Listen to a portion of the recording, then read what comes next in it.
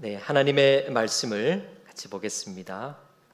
고린도전서 13장 1절로 3절 말씀입니다. 신약성경 279면 고린도전서 13장 1절에서 3절까지의 말씀 우리 한 목소리로 합독하겠습니다.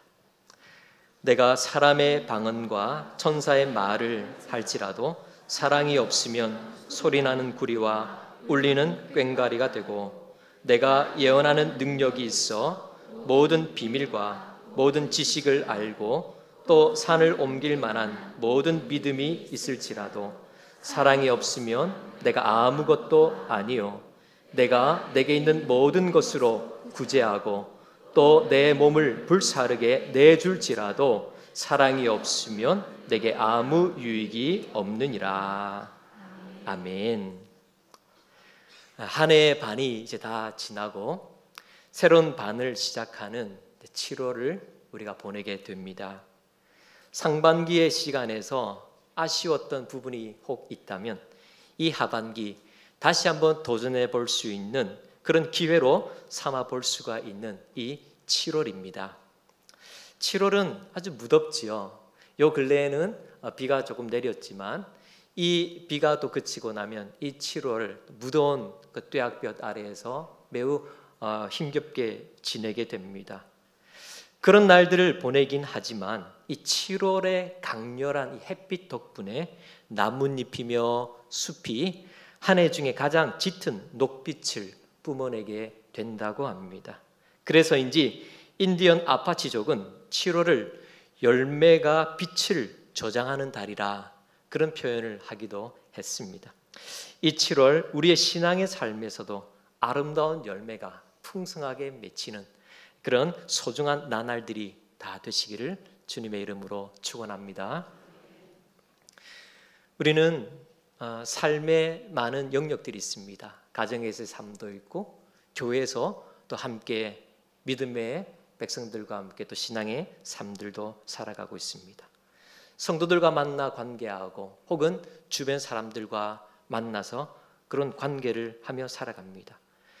그런 가운데에서 크고 작은 끊임없는 문제들을 겪으면서 그렇게 살아가게 되지요. 지금도 그와 같은 문제나 갈등을 가진 채 이 자리에 나와 앉아 계신 분들도 있을 수 있지 않겠습니까?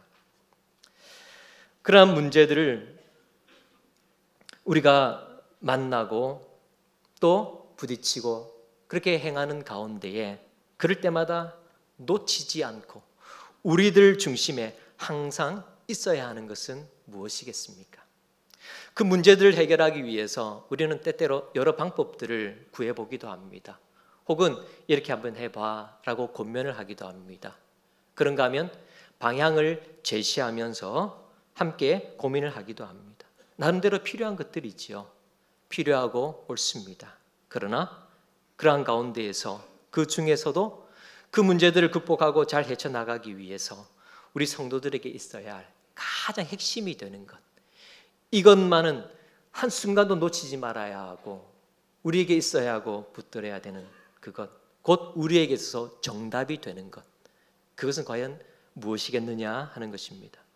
사도 바울이 전해주고 있는 오늘 말씀을 통하여서 그 정답이 되는 참된 진리를 우리 속에 담고 우리가 그것을 꼭 붙들고 또 우리가 그런 사람이 되어서 우리 교회, 우리 가정을 더욱 밝히고 가족과 성도들에게 위로와 평화를, 기쁨과 희망을 전하고 일구어가는 그런 아름답고 복된 하나님의 사람들이 다 되시기를 주님의 이름으로 축복합니다. 사도 바울 당시 고린도 교회에도 여전히 여러 가지 문제들이 있었습니다. 그 문제들 가운데 몇 가지 예를 살펴보면 성만찬의 문제가 있었습니다. 우리 고린도전서 11장 20절부터 22절 말씀을 우리 화면을 보시면서 같이 한번 읽겠습니다. 그런즉 너희가 함께 모여서 주의 만찬을 먹을 수 없으니 이는 먹을 때에 각각 자기의 만찬을 먼저 갖다 먹음으로 어떤 사람은 시장하고 어떤 사람은 취함이라. 너희가 먹고 마실 집이 없느냐? 너희가 하나님의 교회를 업신여기고 빈궁한 자들을 부끄럽게 하느냐? 내가 너희에게 무슨 말을 하랴? 너희를 칭찬하랴? 이것으로 칭찬하지 않노라. 초대교회에서 성만찬과 관련하여서는 교인들이 각각 음식과 음료를 가지고 와서 서로 나누어 먹었습니다. 그런데 여기에 문제가 발생하곤 하였던 것입니다. 부자들은 가난한 자들을 기다려주지 않고 그들이 가져온 음식을 자기들끼리 먼저 먹고 마셨습니다. 그래서 말씀하기를 각각 자기의 만찬을 먼저 갖다 먹음으로 어떤 사람은 시장하고 어떤 사람은 취함이라 그렇게 증언해주고 있는 것입니다. 그러니 가난한 자들은 부끄러움을 당하며 가난하여 가져올 것도 없었는데 부자들은 자기들끼리 먼저 잔치를 벌이고 함께 나누었기 때문에 가난한 자들은 뒤늦게 와서 부끄러움을 당하면서 배고프게 돌아가야 했던 것입니다. 그래서 말씀했습니다. 성경이 말하기를 너희가 하나님의 교회를 업신여기고 빈궁한 자들을 부끄럽게 하느냐라고 말씀했던 것입니다. 바울은 성찬의 의미를 상실한 이러한 행동을 엄히 책망하였습니다. 고린도 교회에 또한 분쟁과 파당의 문제가 있었습니다. 고린도전서 3장 3절과 4절 말씀 우리 같이 한번 읽겠습니다. 너희는 아직도 육신에 속한 자로다. 너희 가운데 시기와 분쟁이 있으니 어찌 육신에 속하여 사람을 따라 행함이 아니리요. 어떤 이는 말하되 나는 바울에게라 하고 어떤 이는 나는 아볼로에게라 하니 너희가 육의 사람이 아니리요. 모두가 하나님의 동력자들 아닙니까? 함께 하나님의 집을 세워가고 건강한 몸을 일구어 가야 될 각 지체들입니다. 그런 각 지체, 각 성도들이 서로 역할을 감당하면서 조화를 이루어 가야 하겠건만 그들은 그렇게 하지 못했기 때문에 문제가 되었습니다. 또한 고린도 교회에는 영적 은사의 문제가 있었습니다. 성령으로 말미암은 영적 은사는 너무 귀한 선물이지요. 우리도 그런 은사를 사모하지 않습니까? 그리고 이미 우리 각자에게 하나님이 주신 성령의 은사들이 있는 줄 믿습니다. 그 은사들은 귀한 것입니다. 그러나 그것으로 서로 간에 경쟁이 된다고 한다면, 자신의 은사의 우월감을 가지고서 그것이 자기의 영광을 위해서 사용이 되고 그런 도구로 쓰인다고 한다면, 다양한 은사들 가운데 그 다양성 가운데 일치가 아닌 조화와 질서를 이루며 교회가 더욱더 함께 하나가 되어서 질서와 은혜 가운데 아름답게 세워가는 그런 것에 사용됨이 아닌 다양성의 은사가 오히려 나눔으로 분열로 나아간다면 그것은 결코 옳은 것이 아니죠. 잘못된 것이고 고린도 교회 안에 은사에 관한 바로 이와 같은 문제들이 있었다고 하는 것입니다. 이러한 고린도 교회에 여러 가지 문제점들이 있었는데요. 그 문제점들을 면면히 보면 공통적인 특징을 보게 됩니다. 그 원인을 살펴볼 때에 우리는 한 가지 점을 보게 되는데 곧 자기 중심적인 태도라고 하는 것입니다. 그 자기 중심적인 태도, 자기 중심성에서 분열이 되고 나뉘어지고 자기 우월함을 나타내고 서로 비교 경쟁하게 되고 바로 그런 것이었죠. 오늘날은 그러면 그렇지 않습니까? 오늘날에도 다툼과 분쟁이 많은 교회들이나 성도들을 보게 되면 이 자기 중심성에서 나온 문제들이 참 많다 하는 것을 자주자주 보게 됩니다. 그러면 가정에서는 어떠합니까? 마찬가지입니다. 우리 가정에서도 그 자기 중심적인 태도, 남 탓, 바로 그런 자세에서부터 발생하는 문제들이 참 많습니다. 우리 종종 제일 쉽고 흔하게 예를 드는 건 뭡니까? 치약 짜는 거. 자주 예를 들었지요. 어떤 사람은 끝에서부터 질서 있게 차근히 짜 올라가야 마음이 편한 사람이 있습니다. 어떤 가족은 그냥 잡히는 대로 그것이 시작점입니다. 중간이지요. 그런데 그런 서로의 성향이나 삶의 모습이 다를 수가 있는데 자기 중심적인 태도, 그 입장만을 고수하다 보면 서로가 이해가 안 되고 참 답답하고 사소한 것인데 늘 그것 때문에 문제가 되고 또 서로 피곤합니다. 아니 좀 끝에서부터 쫙쫙 올라가면 질서도 있고 모두가 다 편하고 보기도 좋고 나을 텐데 왜 그게 그렇게 안 돼? 아니 좀 잡힌 대로 편하게 하면 되지 이것 하나까지 뭘 그렇게 애를 써? 서로 간에 이렇게 하다 보면 사소한 건데 늘 말다툼이 되기도 하고 또 마음이 언짢기도 합니다. 저는 성향상 끝에서부터 차근히 짜 올라가는 것을 좋아합니다. 그런데 아이들은 잘 그렇지 않지요. 아이들은 손에 잡혀 누르는 것이 시작점입니다. 그런데 저는 그렇게 끝에서부터 자는데 밥 먹을 때도 좀 그렇습니다. 많은 경우에 식사할 때 밥그릇에 밥이 있지 않습니까? 저는 한쪽부터 차근히 또 내려갑니다. 그런데 그렇게 하면 장점이 있습니다. 차근히 먹어가면서 모두어가면서 먹어가면서 다져가면서 이렇게 하다 보면 자연스럽게 제일 마지막에 한 톨도 남김없이 깨끗하게 비워지게 됩니다. 농부의 마음을 생각하면서 한 톨도 남기지 않게 됩니다. 막 여기저기 퍼먹다 보면 밥알이 이리저리 흩어져 있으면 나중에 제일 끝에 한 곳으로 모으려면 힘들지 않습니까? 차근히 해가면 좋더라고요. 저는 그렇게 많이 먹곤 합니다. 치약을 짤 때도 그렇게 한다고 말씀드렸는데 그런데 요즘은 그냥 적당히 합니다. 아이들이 가운데 짜놓으면 저도 같이 또 짭니다. 되더라고요 하니까. 그렇게 하면서 또 한 번씩은 쭉 짜올려서 정리를 해놓습니다. 그러면 또 아이들은 짜고 또 한 번씩 정리하고 그렇게 하니 별 문제가 될 것도 없고 또 조화를 이루면서 가게 되더라고요. 그런가 하면 부모와 자녀의 문제는 또 어떻습니까? 지금껏 기르고 키운 공도 모르는 이 배은망덕한 녀석이라고 하는 그 부모와 자기 세대를 전혀 이해도 못하는 꽉 막힌 부모라고 하는 이 자녀, 이 자녀와 부모가 각각 자기 중심적으로만 자기 생각만 계속 내세우다 보면 그 평행선을 유지하면서 대화도 화목도 이룰 수가 없는 것입니다. 남편과 아내는 또 어떻습니까? 사람들 눈치 보며 바깥일 하는 게 얼마나 힘든 줄 알아? 라고 외쳐대는 남편과 아이 키우면서 집안일 하는 하루가 얼마나 힘든 줄 알아? 라고 소리치는 아내, 이 두 사람이 자기 중심적으로 자기 입장만을 생각하고 그렇게 외치다가 보면 늘 나만 힘든 사람, 나만 늘 피해보는 사람, 그렇게 되지 않겠습니까? 거기에는 진정한 화목도 또 진정한 서로의 위로도 또 함께 아름다움과 조화를 추구해 갈 수 있는 그런 길도 찾기가 어려운 것이지요. 예나 지금이나 어느 누구나 어느 가정이나 어느 교회나 이처럼 이런저런 문제들은 다 있는 것 같습니다.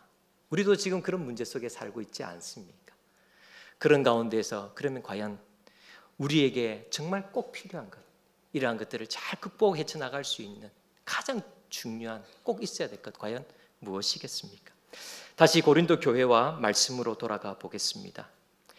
자기 중심적인 태도로 말미암아 그와 같은 문제가 많았던 고린도 교회를 향하여서 바울은 고린도전서 12장에서 다양한 각종 은사에 대해서 말을 하며 그렇게 증거하며 그 말미에 가서는 지금껏 은사로 말미암은 문제나 또 여러 가지 이유로 말미암아 발생한 고린도 교회의 그런 문제들을 해결하는 열쇠가 되는 가장 좋은 길을 이제부터 너에게 보여주겠다. 그렇게 말씀하고 있습니다. 그것이 고린도전서 12장 31절 말씀인데요. 우리 같이 한번 읽겠습니다. 너희는 더욱 큰 은사를 사모하라. 내가 또한 가장 좋은 길을 너희에게 보이리라. 아멘. 그렇게 보이리라 하면서 소위 사랑장이라고 일컫는 13장으로 넘어가면서 바로 그 가장 좋은 길이 바로 사랑이라 하는 것을 전해주고 있습니다.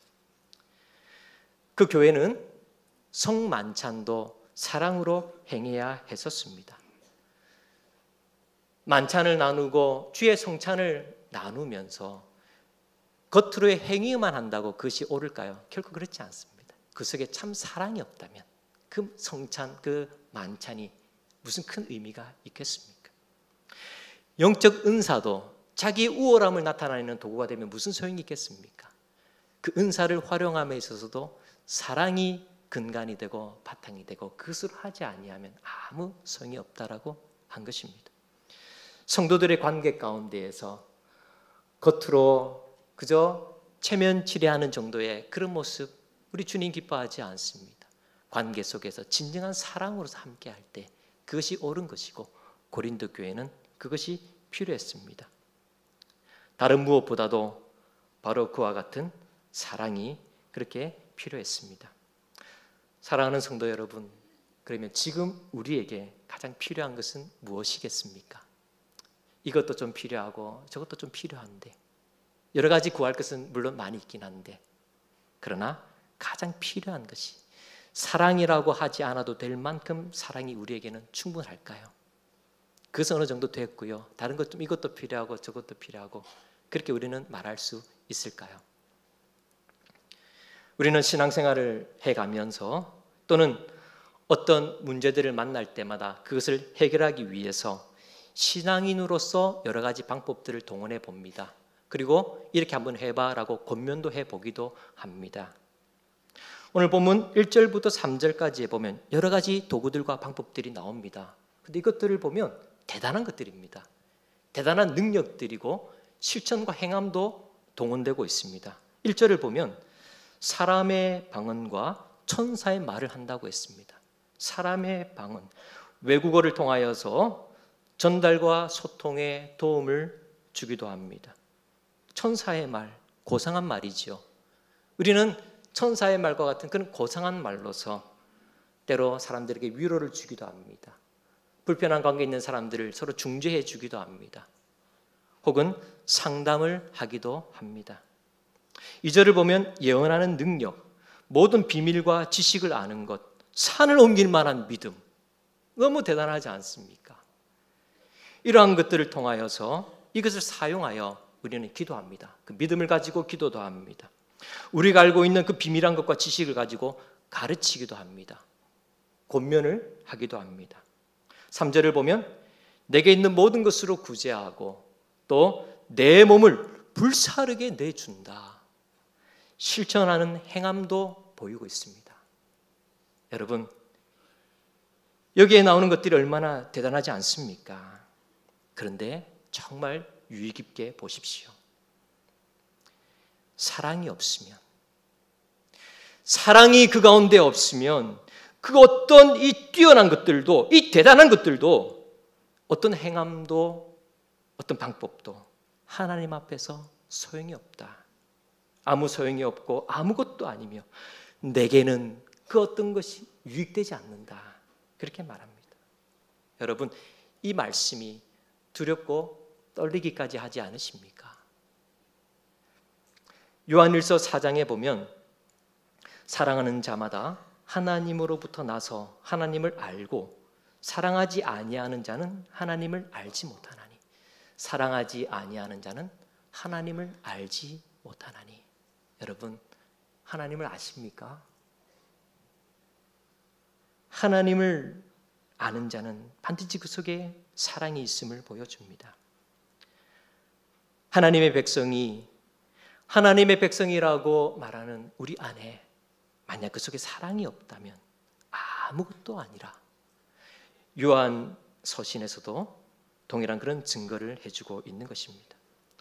고린도 교회와 그 성도들에게 가장 필요한 것, 자기 중심적인 태도에서 나온 여러 가지 그 고린도 교회의 문제들을 해결할 수 있는 가장 좋은 길, 바로 그것은 사랑하는 것에 있다 말씀하고 있습니다. 그러면 성도에게 있어서 다가오고 만나는 모든 문제들 가운데 그 어떤 일들 가운데에서 모든 것에 있어서 해결의 열쇠가 되고 정답이 되는 것이 왜 사랑일까요? 왜 사랑이 정답이 되고 그것이 우리의 가장 핵심이 되는 것일까요? 그것은 우리 인생, 우리 가정, 우리 교회를 지으시고 주인이 되시고 우리 모든 문제 해결자가 되며 길과 진리와 생명이 되신 주님이 사랑이시기 때문입니다. 사랑이신 주님이 오늘 나의 주인이 되시고 내 모든 것이 되기에 사랑 그 이상의 정답도 가장 좋은 길도 우리는 찾을 수가 없습니다. 주님은 사랑 그 자체입니다. 사랑은 주님의 본질이요 주님의 가장 중요한 본성적인 요소입니다.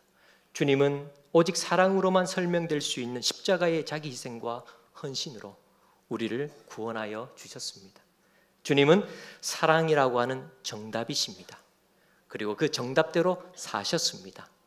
그놈으로 말미암아 하나님과 우리 사이에 가장 심각하고 그 깊은 문제, 우리로서는 스스로 도무지 해결할 수 없는 그 문제, 영원한 멸망과 저주의 잔을 피할 수 없는 우리의 가장 심각한 문제, 바로 그것을 사랑의 행하심으로 해결해 주신 줄로 믿습니다. 할렐루야. 그러기에 우리의 마음에 진정한 사랑을 회복할 때, 우리 내면에 주님의 그 사랑으로 가득할 때 우리는 비로소 사랑이신 주님의 마음을 알게 됩니다.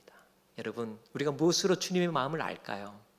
때로는 아버지의 마음을 품고 싶습니다. 아버지의 마음을 알고 싶습니다. 구하지만 우리 속에 사랑이 있을 때, 주님의 사랑이 있을 때 그 사랑이신 주님을 우리는 더 알며 그 마음을 깨닫게 되는 것입니다. 그리고 그 마음을 품으며 가질 수가 있는 것입니다. 그래야 할 때에 모든 문제의 해결에 길이 보이기 시작하고 막힌 대화의 물꼬가 트이기 시작하고 자기 중심성, 다툼, 분쟁의 감정의 그 쓴뿌리가 녹아내리게 되는 것입니다. 손양원 목사님을 사랑의 원자탄이라 그렇게 우리가 말합니다.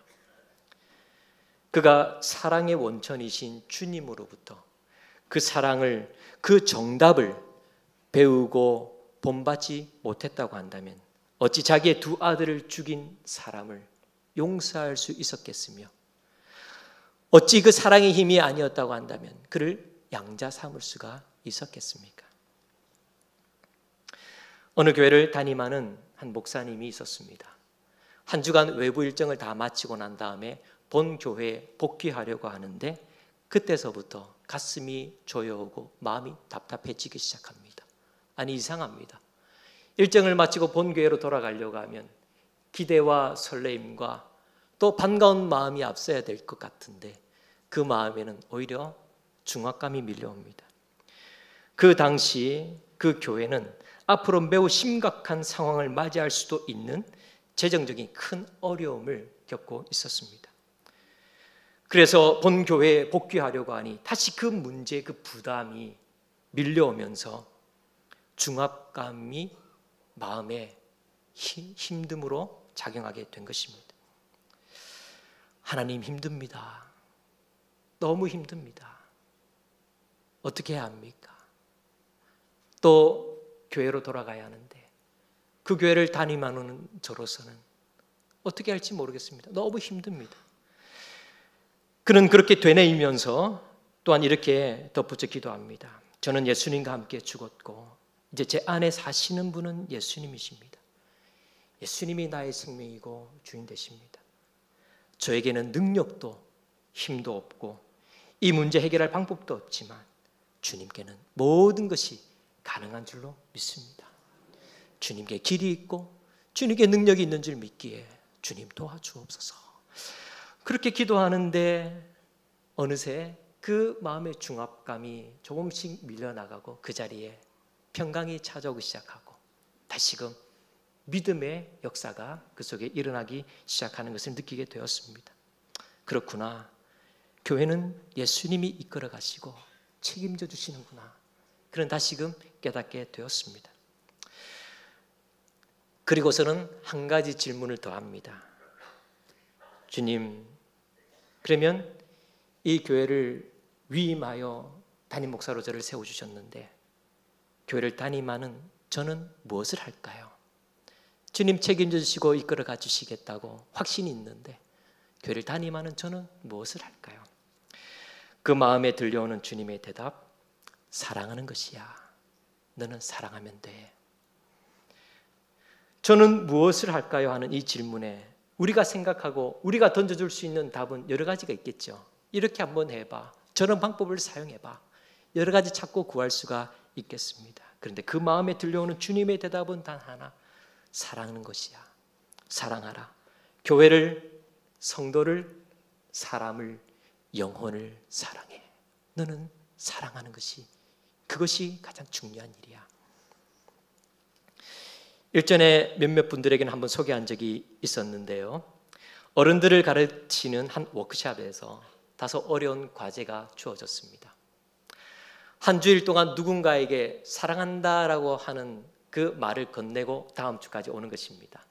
그런데 요 근래에 한 번도 이 말을 전하지 못한 사람에게 해야 하는 과제였습니다.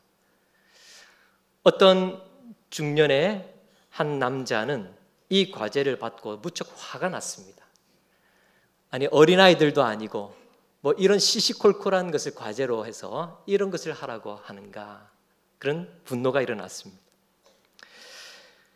그런 마음을 가지고 차를 몰고 집으로 가는데 이상하게도 그의 양심이 그에게 자꾸 뭔가를 말을 합니다.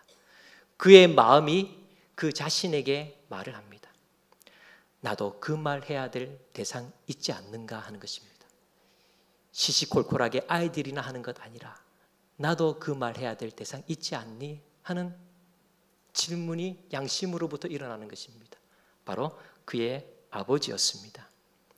오래전에 그는 아버지와 심하게 다툰 후로 그 감정을 그대로 안고서 소식도 서로 전하지 않은 채 그렇게 지내왔습니다.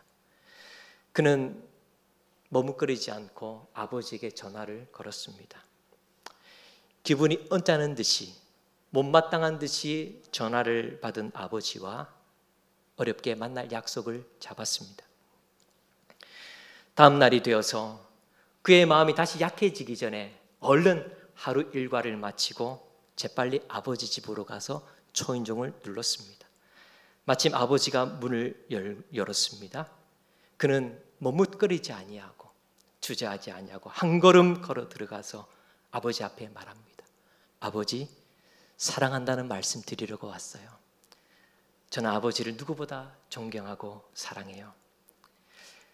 이 아들의 한마디가 그 아버지 귓전에 들릴 때에 어느새 금방 아버지의 눈가에 눈물이 맺히고 그 눈물이 글썽이면서 두 팔로 그 아들을 꼭 껴안았습니다. 그동안 굳어지고 딱딱해진 마음이 한순간, 그 사랑의 메시지 한마디 한순간에 모두 쌓였던 그 견고하고 두터웠던 담과 문제가 다 와르르 무너지면서 나도 너를 사랑한다 아들아. 아비로서 내가 그동안 차마 이 말을 하지 못하고 살았구나. 나도 너를 세상 그 누구보다도 너를 사랑해. 두 부자는 그날 매우 뜻깊은 시간을 함께 가지게 되었습니다. 사랑이 그 크고 높았던 담, 그동안의 그 견고했던 벽을 허물고 갈등의 문제를 해결하는 길이 되고 능력이 되었습니다. 대단한 선물을 사들고 가서 된 것 아닙니다. 갈비 세트를 사들고 가서 된 것 아닙니다. 그 사랑의 고백 가운데 대단한 능력이 나타나게 되었습니다. 또 이런 이야기가 있습니다.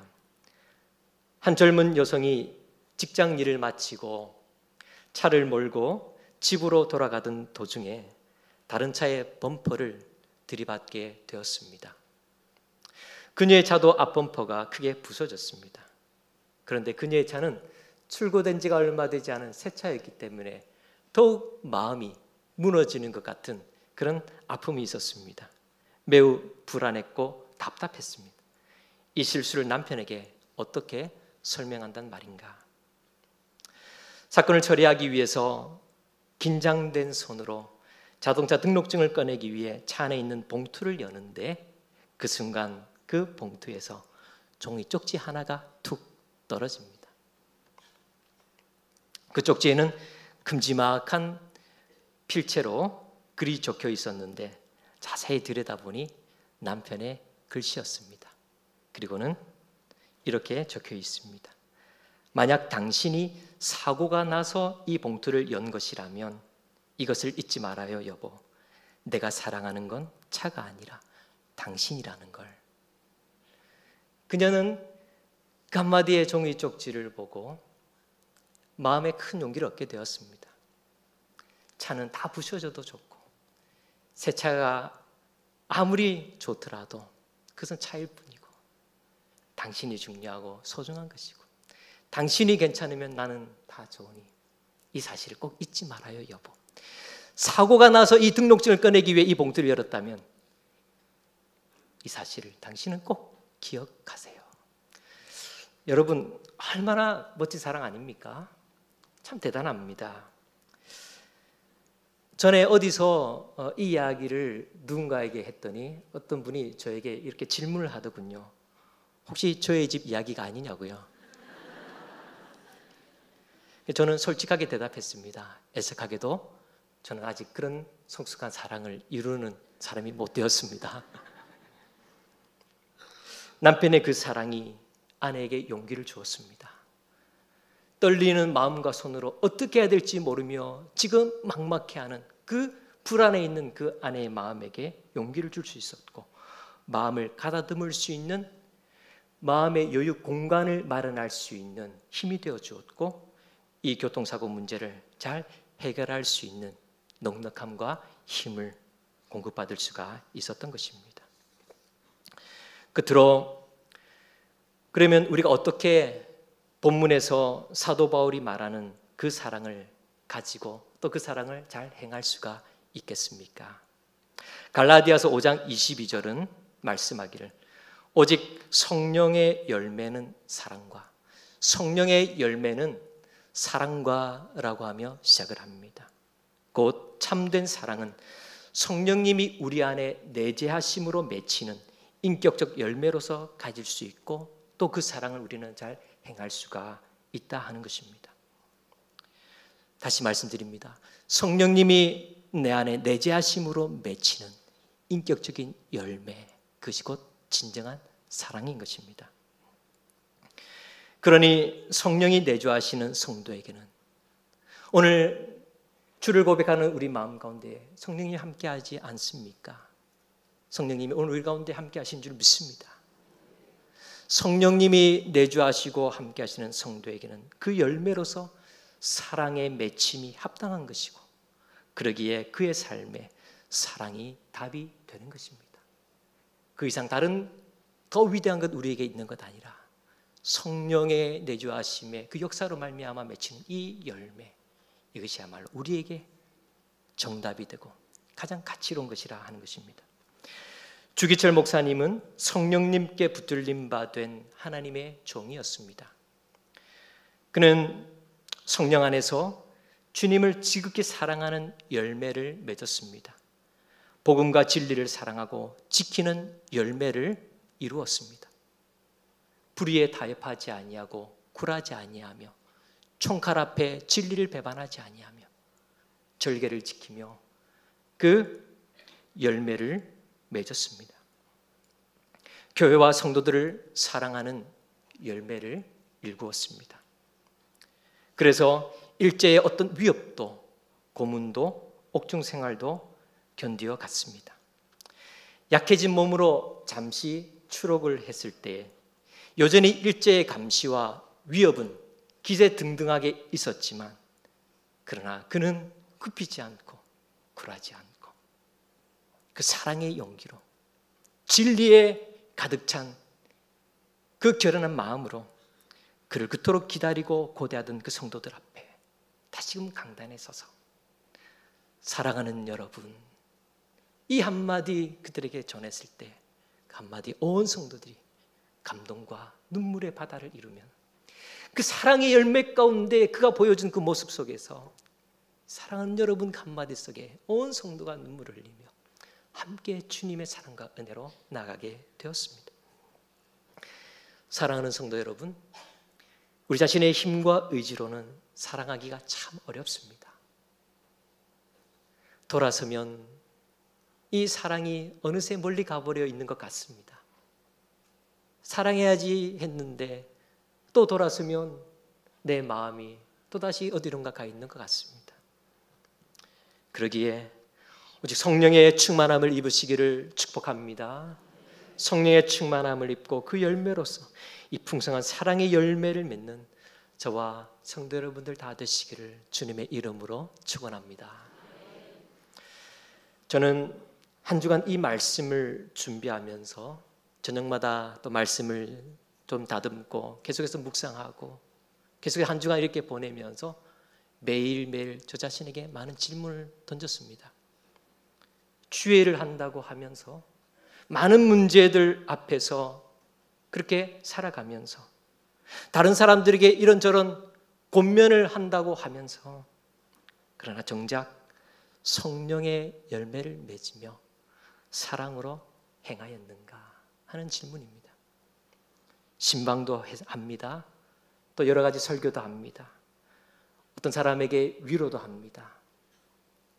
어떤 문제를 두고 누군가에게 권면을 하기도 하고 상담을 하기도 합니다. 교회 사무실에 1,000원을 받기 위해 정해진 요일에 오시는 분들이 있습니다. 때때로 한 번씩 저도 그분들에게 드릴 때가 있는데 그 1,000원을 건네면서 그리고 앞서 모든 행하는 그 일들 앞에서 과연 나는 사랑으로 행했는가? 하나님 앞에 부끄럽고 자신 있게 대답할 수가 없었습니다. 7월 우리 교회의 주제는 오직 사랑입니다. 가장 무더운 계절이지만 오히려 이때 숲의 녹빛은 가장 짙어지는 것처럼 이 더위를 이길 뿐만 아니라 우리 신앙생활의 그 길에 그리고 자기 중심성에서 발생하는 이 모든 문제와 어려운 이 모든 관계적인 문제를 잘 헤쳐나가기 위해 길이 되고 우리 성도에게 있어서 정답이 되는 오직 사랑이 우리의 심령과 삶에 더욱 가득하기를 소원합니다. 주님이 그 근원이 되실 뿐만 아니라 한평생 그렇게 살고 보여주셨던 그 사랑의 힘으로 우리 가운데 있는 모든 문제가 풀리고 고쳐지고 해결되는 그런 경험 속에서 그 사랑의 능력과 힘이 얼마나 위대한 것인지를 우리의 삶에서 면면히 증거하고 드러내 보이면서 가장 좋은 길, 복된 길, 은혜로운 이 길을 걷는 아름다운 성도 여러분들 다 되시기를 우리 주님의 이름으로 축원합니다.